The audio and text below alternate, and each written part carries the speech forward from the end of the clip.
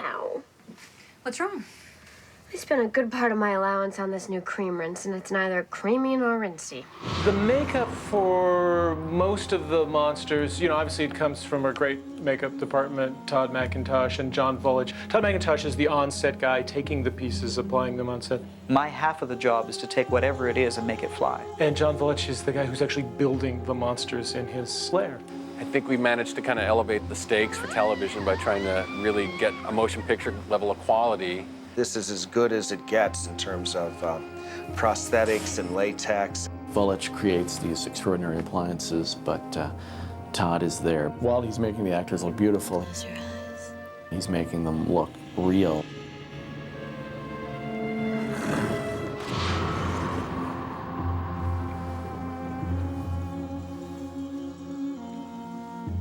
Todd has a real interest in this genre that and a passion for it that he brings that's really fun and exciting. As a child, I was absolutely fascinated by dark shadows. No!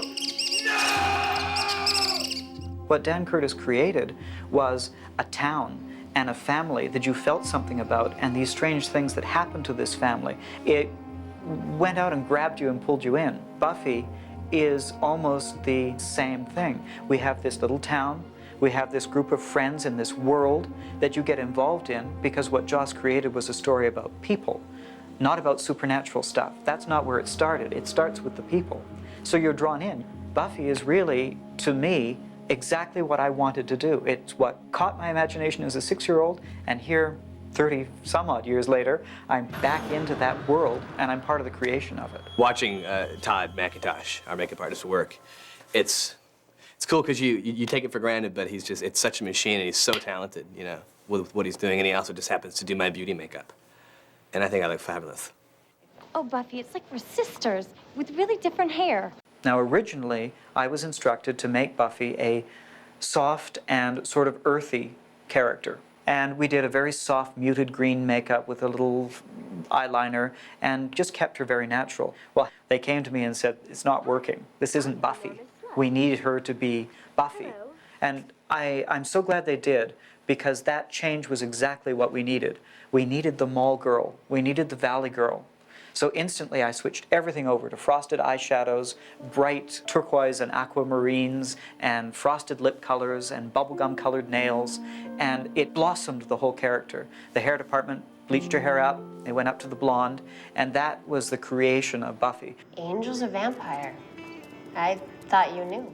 Look, Buffy, you may be hot stuff when it comes to demonology or whatever, but when it comes to dating, I'm the slayer. Charisma's makeup was always about that character. Yeah, I mean, you can't go anywhere with that. She is what she is. Since my character was kind of like a Cruella de Vil, that it was important that I stayed dark, my hair stayed darker, and I remembered having highlights, and the network coming back and saying we'd prefer to keep her dark, because I think the kind of character she was. Oh, were you feeling a little envious? You could belong to a fraternity of rich and powerful men in the bizarro world. Just insensitive, kind of cruel person, so she would have darker, more severe hair. And I think also Buffy being blonde, that it was just important that there be a difference. And then the redhead. You know, it's always about getting the gamut of colors. You're not going anywhere until we fail. I was actually the test dummy, as I put it, for the vampire makeup. They established the vampire look on my face, and that's how I originally met the cast and crew, was in vampire face. Nobody had met me until they came out to do a camera test. So when they saw me at lunch, as normal, they didn't know who I was. What did you say your name was? Darla. At the beginning of the show, it was a pretty grueling process because they were still establishing the look and playing around with colors. I found, because I wanted to do monsters and I was forced into learning how to do beauty makeup, the more beauty I did, the better my monster makeup became. Because I understood the subtleties of skin tones and skin variations and how to shade and blend, which you have to learn for beauty makeup that you don't necessarily need for a monster. The more I learned about aging makeups and how to structure a face so that it was unattractive, so that it was weird looking and made you feel something odd, the better my beauty makeup became. The two are symbiotic. For Drusilla, for example, is a perfect character that is beautiful has a beauty makeup. It's a very stylized one, set for her. And when she morphs into a vamp, it's still there. Here you have this thing with this, covering a lot of your face, and it could be really horrific, but it was able to sort of achieve this pretty and scary and eerie and creepy, still compelling where you're not, off-put by it. He wanted to sort of still look slightly sexy, and I think he was able to capture that. The idea of her prosthetic was to be a little bit different than the general ones that we have done. We wanted her beautiful, but dangerous. So it was sort of snake-like. There is a smoothness and roundness to the forehead that isn't in some of our other prosthetics, and we wanted that viper look. So her makeup did adjust a little bit, but my idea for her was always like a 1930s black and white movie star makeup, which we modernized as we went along. My best advice to actors enduring makeup week after week is go to sleep in the chair. The makeup artist would prefer that you keep still, and you can take a nice little nap. It beats working. In general, I tend to really enjoy being made up like that. As a boy, I think I never looked cooler. I can never get a girlfriend to kiss me when I'm in that makeup, so it's a different thing for girls, but I guess, I don't know. But for me, I love it. I used to play around with makeup as a kid, so, this is just hog heaven to me. With the Spike character, when James came into the trailer, and I'm making him up, and he says to me, oh, I've got a little bit of a scar there, if you want to just fill in the eyebrow. I said, no. I got the razor out and I shaved his eyebrow out of that area, and we painted the scar in and made it part of the character. We had already painted that scar in when I made a call to Optic Nerve, have you sculpted his appliance yet? Because he's got this scar on. And we had a lot of discussion about what happens to the scar in the forehead when he morphs. Where does it go? And they actually lifted it up as if the skin stretched a little bit, so it's a little higher, a little bit more arced on the prosthetic than it is on his skin. But that was built out of one of those moments. My work is about transforming an actor. When it comes to suits, like our werewolf suits and the snake suit in general, Optic Nerve runs the suit. They constructed it, they put the actor in it, and tie them into it, and then we do the makeup that blends them in. Another somewhat elaborate character that we came up with, the Reptile Boy, that we did as a partial bodysuit from the waist up, and the rest of it is actually just plastic rings that have a latex texture on them that we segmented kind of like those little toy snakes that you see that you can wiggle around. It's very similar to that, but done on a larger scale. And we just felt with the kind of movements that they were requiring for the scene that we'd be able to move more rapidly and be more flexible for the kind of action that they were looking for. We had lots of people with ropes and pulleys and contraptions to get this snake to rise up and fall down, and then we had another version of the snake that floated on a little sort of a seesaw thing, so you got this eerie, I'm out at sea thing with the snake. The rest of it was just a standard makeup like it would normally do, glued onto the face, and we tried to give it this kind of long mouth with a stretchy kind of membrane that you oftentimes see on snakes. You can see the little pink on either side of the mouth, where we actually just used an appliance to cover the actor's mouth to make it look like that webbing. We worked in conjunction with the physical effects department that did all the wire ringing. They had him on a brace that they had 2 or 3 guys pulling him back and forth and up and down, and they just kind of pinned him on the sides on a harness that he wore underneath it that was hidden by the suit. So we didn't do the actual operation on the flying rigs. We worked in conjunction with the physical effects department that handled a lot of that stuff. Almost every week we have some kind of a monster, be it a demon or a vampire or some new scary kind of creation. An idea will come from the writers, from Joss. He will write it into the script. I want a pale, veiny-looking demon. We sort of come up with a general description most of the time of how a character looks. We'll just sort of say, he's a big guy with horns. That concept, in a couple of sentences, goes to Optic Nerve. When we get the script in, at that point, we might start to do some cursory designs. Generally, we do 2 or 3 different variations of what we kind of think the creature should be. Sometimes the characters will be very well described.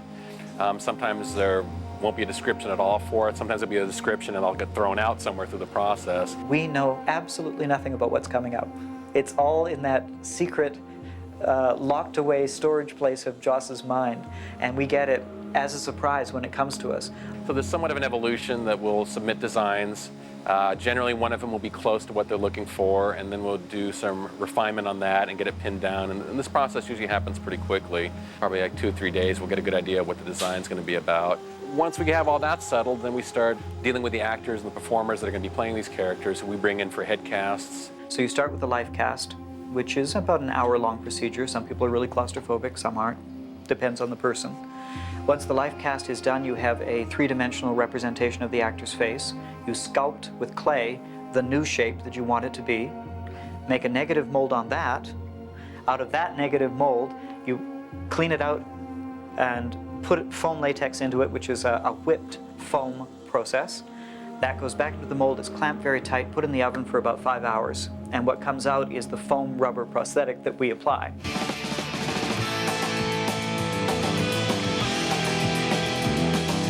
The vampire makeups are very systematic. It starts with fitting the actor. We fit them for that first. Then we set the teeth up. If they have a custom set of teeth, that's fine. It's been built by Optic Nerve and it's sent for them. If there's a featured character, we like to custom make teeth for each particular character.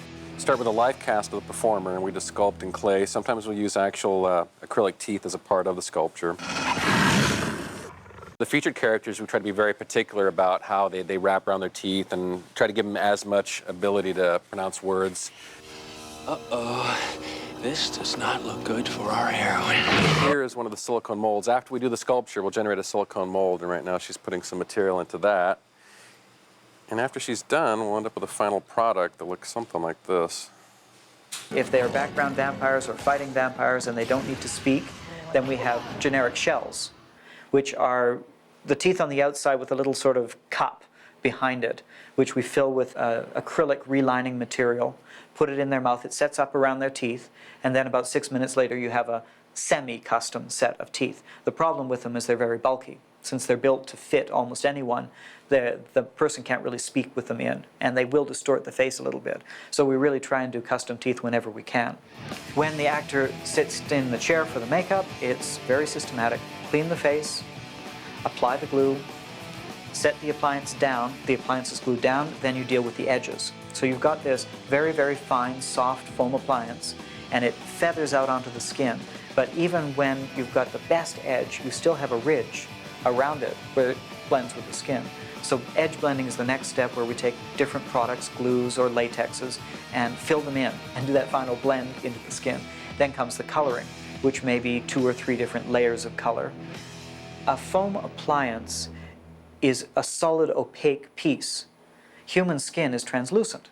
So when you put an opaque covering on half of the face, and the other half of the face is just its normal translucency, if you get the wrong light on it, or the wrong set of colors, it will go gray. So what we try to do in the coloring is color the appliance red, or blood tone, or a mauve blusher tone, which is sort of a pinky red tone, and then put the colors of skin over top of it, so you were still reading red through layers of color to try and match them into the skin.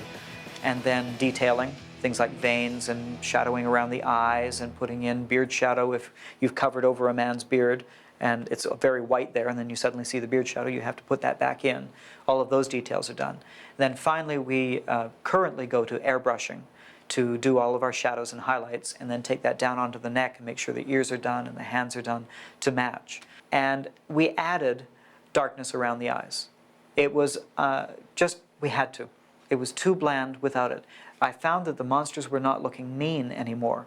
We were getting that sort of animal feel that I was looking for, but they weren't supernatural. You know, it's so great to walk into the trailer and, you know, say good morning to a couple of vampires and, you know, walk past by some guy with one eye on his forehead. That wasn't plain fair, Missy. This is the positive from the makeup we did on John Ritter for the episode Ted, where he plays like an android. How about a nice game of Parcheesi? They just recreated this whole side of my face, except I did have false teeth, and I wore a different kind of a metallic deodorant, just, you know, to piss off Sarah. This house is mine. The technical creation of that part where his mouth is open is really, really hard. The dentures go from inside his mouth on one side to outside his mouth on the other side. We had come up with this trick that we used on another film called Castle Freak, where we have this set of teeth that on one part of the teeth, they'll go on the outside of the mouth, and then the other part, they actually fit inside the actor's mouth and go into it. So it's kind of hard to tell here, but on the positive, you can see where his lip actually slips here under this form here that was meant to take place of the teeth. Now this gives the actor mobility on this side of the face where he can kind of, can't quite talk, but at least give some expressions, but it looks like the face is eaten away on this side. Now when John came in, he was really nervous about the cast. I think he either had gone through one before that wasn't really successful, or he had some qualms about it. But at the same time, he was an absolute trooper, and I explained to him how I wanted to avoid a cliche and do something kind of unique, and he seemed to appreciate that and actually was willing to go the extra yard as far as all the discomfort that was involved in putting these pieces in, and you know, went ahead and did that for us, which I thought was really good. It's always a sign of a true professional. You're fitted with a rubber mask, and the dentist came out and knocked out my teeth and made fake ones for me. And I mean, it's just as, you know, as blue ribbon as you can get in filmmaking.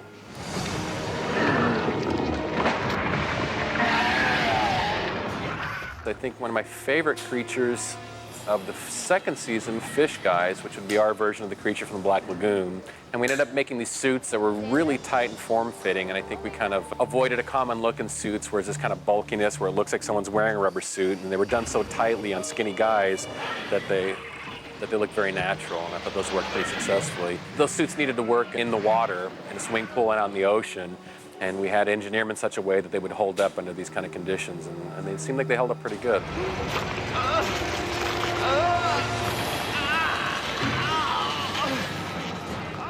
That peel, that was an appliance put over an appliance. So there was levels there. So we glued the fish piece onto his skin first, and that's all completely painted like the fish. Then put separator, which I think was KY jelly at that instance, with a little bit of blood in it, and then glued an entirely new appliance over top of that, which was already scored inside, so that when he went like this, we knew where it was going to tear.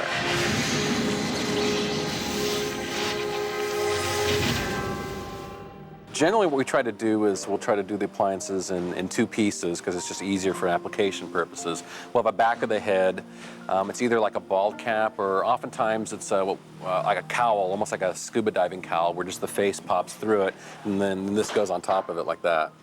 And it's just easier to glue, you know, to glue the nose and the cheeks and everything if you have access to it, as opposed to a mask that's all one piece where you really don't have access to get the paintbrush in and glue it on. So it makes for an easier application, and also gives the performer more expressiveness because it's attached to more areas of his face than a mask would.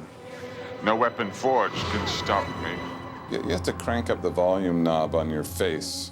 Not so much the volume knob, but the visual, to keep that rubber moving, because after a while you don't want to move your face anymore. And it starts to hurt, because the appliance cannot be glued on with equal tension everywhere. So, you know, they stretch a little piece over here and they pull a little piece over here. Like it's sometimes very much a problem. If they pull it up too much, you can't really blink properly and your eyes dry out. Or if they pull it down too much, then you can't get your eyes open to even see. Actors hate having their eyes covered up. The character of the judge is obviously the most extreme makeup in that show. The two parts, surprise and innocence. There were vampires in full close-up. There was Drusilla in full beauty makeup. There were masses of vampires. There was the burn makeup on Spike, where his face is all scarred up on the side, plus the judge. There was so much happening in that episode, we actually referred to the judge as the Smurf, because that blue shade, it was actually rather interesting. It was sort of a sky blue with a white modeling into it. It was an interesting character. And I believe that's also one of the few actors who's played two roles on our show. That was Brian Thompson playing Luke, as well as the judge. I've found over the years that people just like gluing stuff to my face. I'm not sure why that is. I wish they didn't. But it's okay.